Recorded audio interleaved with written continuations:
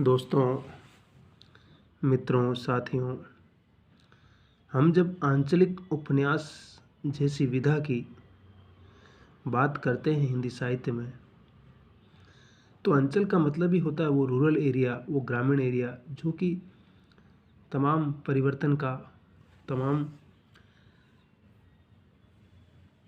नई पुरानी रीति नीति का प्रतिनिधित्व करता हो और उसके माध्यम से हम समझने का प्रयास करते हैं कि वह सामाजिक, सांस्कृतिक और राजनीतिक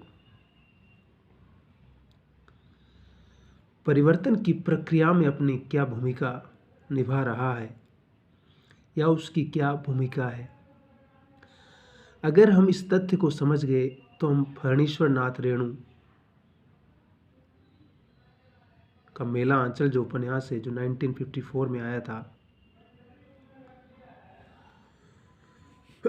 और उसके माध्यम से रेणु को जो ख्याति मिली शायद किसी अन्य रचनाकार को नहीं मिली होगी।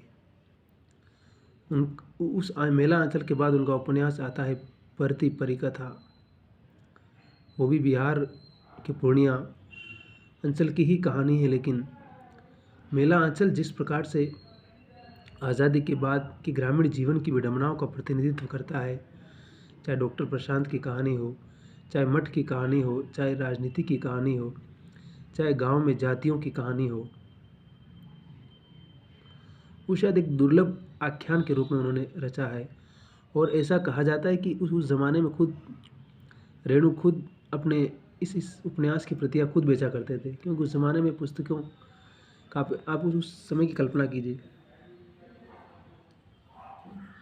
कि आज तो हम सोशल मीडिया पर सब कुछ तनादन चल रहा है, लेकिन उस समय जब संसाधन नहीं थे, पढ़ने लिखने का भी इतना नहीं था और प्रेस की सुविधाएं नहीं थी, बाज़ार का इतना अधिक प्रचार प्रसार नहीं था, और रेणु खुद अपनी किताब खरीद करके मार्केट में बेचते थे। और बाद में जब उसको ख्याति हुई तो पता चला कि कई प्रकाशक उनके पास आए और फिर बाद में प्रकाशकों ने खुद छाप कर इसको डिस्ट्रीब्यूट करना शुरू किया, फिर बाज़ार में और पाठकों के बीच पुस्तक पहुंचती है और फिर हिंदी के भारतीय साहित्य का एक अद्भुत आख्यान बनकर के उपन्यास हमारे सामने आता है। तो ये सारी चीज़ें हैं। उसके बाद देखिए, नागार्जुन जो हिंदी के बड़े रचनाकार हैं, उनकी भी रचनाएं हैं जो गांव के जीवन का प्रतिनिधित्व करती है। रतिनाथ की चाची, बलचमा, बाबा भट्टेश्वर नाथ, दुखमोचन, वरुण के बेटे, उदय शंकर भट्ट है, सागर लहरे और मनुष्य, रांगे राघव जो है उनका उपन्यास है कब तक पुकारो। फिर उसके बाद राही मासूम रजा एक बड़े उपन्यासकार हुए, उनका आधा गांव है, अलग अलग वेतरणी है, शिव प्रसाद सिंह जी का है, जंगल के फूल राजेंद्र अवस्थी, बबूल, विवेक की राय, पानी के प्राची रामदृश मिश्र, रथ के पहिए हिमांशु श्रीवास्तव। इन सभी की रचनाएं ग्रामीण जीवन का प्रतिनिधित्व करती है। फिर श्रीलाल शुक्ल का राग दरबारी आपने पढ़ा ही होगा, अगर नहीं पढ़ा है तो इसको भी पढ़ सकते हैं। ये भी ग्रामीण जीवन की मूल्यहीनता को जिस प्रकार से वो तार तार करते हैं और जिस प्रकार से एक सटायर के रूप में, एक व्यंग्य के रूप में उसको प्रभावशाली तरीके से पाठकों के सामने लेके आते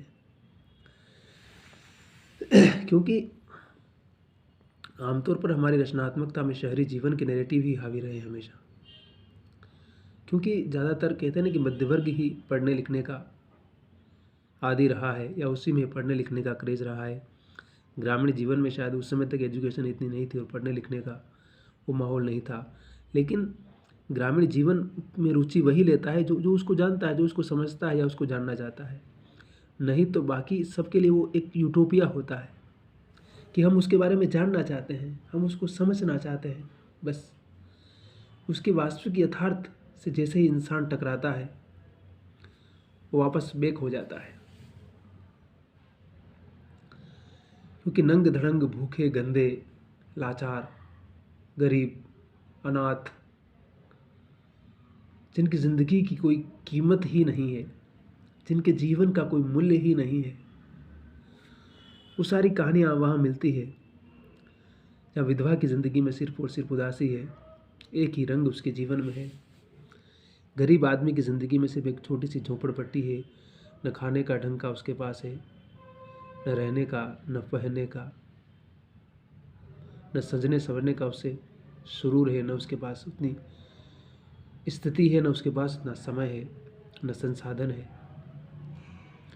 तो ये सारी चीज़ें जब आपके सामने हमारे सामने जब आने लगती है तो हम उस चीज़ को समझने का प्रयास करते हुए कई बार उससे जुड़ते भी हैं, कई बार अपने आप को उससे अलग भी कर लेते हैं। तो रेणु उन सारी विडंबनाओं को इस प्रकार से कथात्मक स्तर पर लेके आते हैं, उसको प्रभावशाली तरीके से पाठकों के सामने प्रस्तुत करते हैं और पाठक उसको पढ़ करके उसको जानना चाहता है फिर से कि आखिर क्या है, क्या ऐसे भी जगह इस धरती पर है जहाँ इस प्रकार की ज़िंदगी भी लोग जीते हैं, जहाँ सिर्फ गरीबी और जहालत है, मच्छर ही मच्छर प्लेग फैल रहा है और लाखों लोग मारे जा रहे हैं और किसी को कोई परवाह ही नहीं है।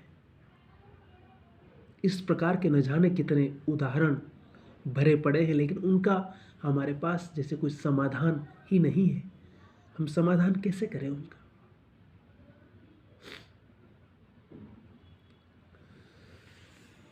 बस तो ग्रामीण जीवन या आंचलिक जीवन को अगर हम समझना चाहते हैं तो रेणु का मेला आंचल, जो कि बिहार के पूर्णिया की कहानी है, लेकिन थोड़ी लोक भाषा का भी इस्तेमाल किया है। बिहार के लोग इसको बेहतर समझ पाएंगे, लेकिन बाकी लोग भी इसको समझ पाएंगे, ऐसी कोई बात नहीं है। इसलिए अंचल को समझना और उसके बारे में जानना, उसकी पड़ताल करना बहुत ज़रूरी है। तो यही कहूँगा कि जितना अधिक हो पढ़ते रहिए, लिखते रहिए, और अगर मेहनत करेंगे हम तो परिणाम एक दिन ज़रूर आएगा। ऐसा कुछ भी नामुमकिन नहीं है, ऐसा कुछ भी मुश्किल नहीं है। इसलिए मैं तो यही कहता हूँ बार बार कि लगे रहिए, कुछ न कुछ करते रहिए, और जब तक हम लगे रहेंगे, कुछ न कुछ करते रहेंगे, हमारा जो भी किस्मत है, जो भी भाग्य हम मानते हैं, उसमें भी कुछ न कुछ परिवर्तन होता जाएगा।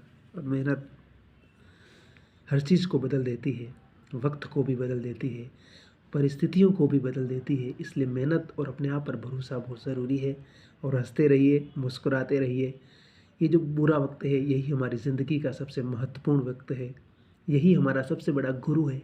ये हमें सब कुछ सिखा सकता है अगर हम सीखने को तैयार हों। इसलिए शब्बा खैर, मस्त रहिए।